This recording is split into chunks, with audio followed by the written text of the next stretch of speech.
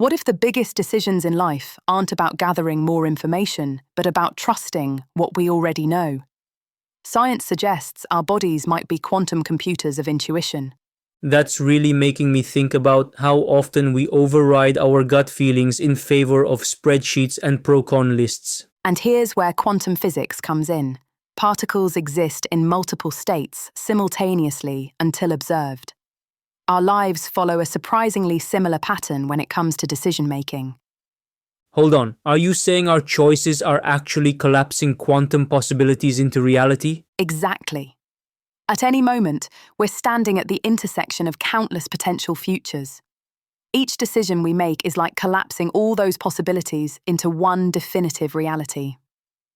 That reminds me of a study I read about decision fatigue. Researchers found that judges made significantly harsher decisions later in the day, simply because they were mentally exhausted from making so many choices. That's fascinating because it highlights how our traditional approach to decision-making might actually be working against us. Instead of endless analysis, what if we learned to trust our internal guidance system? But how do we distinguish between genuine intuition and just emotional reactions? Research from the HeartMath Institute shows that our hearts actually have their own neural network, about 40,000 neurons that can process information independently from our brains. When we're making aligned decisions, our heart rhythm patterns become more coherent. That's incredible. So our bodies literally have a built-in guidance system we're often ignoring? Exactly.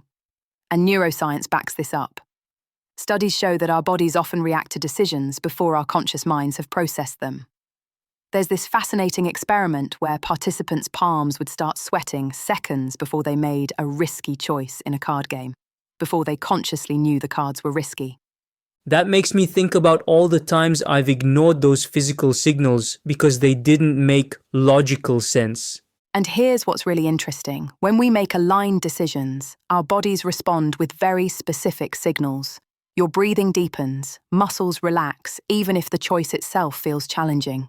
So how do we start rebuilding that trust in our internal guidance? Because it feels like a muscle that's gotten weak from lack of use. Recent studies in neuroplasticity show that we can actually strengthen these intuitive pathways through practice. It's like creating new neural highways for intuitive decision-making. That brings up something interesting about collective decision-making. I've seen companies starting to incorporate what they call embodied wisdom into their leadership training. Yes, organizations like Google and Intel have implemented mindfulness programs specifically designed to enhance intuitive decision-making among their executives. They've reported improved problem-solving and innovation as a result. But what about when our intuition seems to conflict with the data? That's where integration becomes key. Studies show that the most effective decisions come from combining analytical thinking with intuitive knowing. It's not either/or, it's both and. You know what this reminds me of? The way expert chess players often make moves based on what feels right rather than calculating every possible outcome. Exactly. Research has shown that grandmasters can recognize over 50,000 patterns subconsciously. Their intuition is actually processing vast amounts of information their conscious minds couldn't handle. So our gut feelings might actually be more sophisticated than our logical analysis? The data suggests exactly that. Our unconscious mind can process about 11 million bits of information per second, while our conscious mind handles only about 40 bits. That's why sometimes we just know something before we can explain why. Well, that certainly changes how I think about decision making. What practical steps can people take to start developing this skill? Research suggests starting with small decisions and paying attention to physical responses. Notice how your body reacts to different choices. Studies show it takes about 21 days to start forming new neural pathways. That makes me think about meditation and its role in all this. Yes.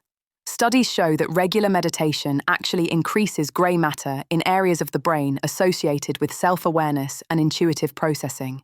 Even just 10 minutes a day can make a measurable difference. So we're really talking about a whole new paradigm of decision making. Exactly. One that integrates our analytical capabilities with our intuitive wisdom. The research suggests this integrated approach leads to better outcomes than either method alone. And what about the future implications of this understanding? As we face increasingly complex challenges, both personally and globally, this integration of rational and intuitive intelligence becomes crucial. The data shows that leaders who cultivate this skill make more innovative and sustainable decisions. That's really giving me hope for how we might approach problem solving in the future. And perhaps that's the most exciting part. We're not just developing a new way to make decisions. We're evolving our understanding of intelligence itself. When we honor both our quantum nature and our practical wisdom, we access our full potential for conscious choice-making.